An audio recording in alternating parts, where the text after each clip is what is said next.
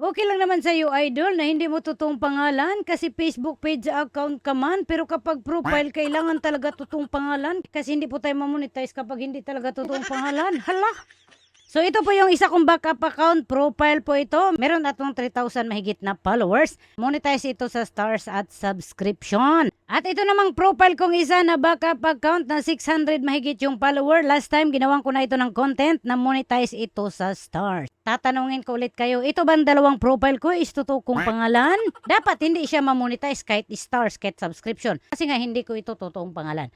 Pero bakit na-monetize siya? Kasi nga pwede. Kapag po na-monetize tayo, yung pag-set up po natin, totoo pong pangalan yan. Lahat personal details totoo. Wala pong pakialam si Facebook sa inyo, profile or page, totoo yung pangalan or hindi. Kasi once nagpapa-verify si Facebook, totoong ID po yung isi-send natin. Hindi po nagmamatter si Facebook sa pangalan nyo dito sa Facebook or yung screen name or nickname ba yung gagamitin ninyo.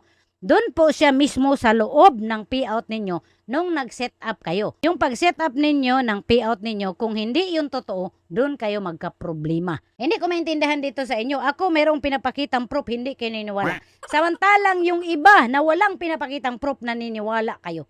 Ewan ko na lang talaga sa inyo. Paulit-ulit na tayo.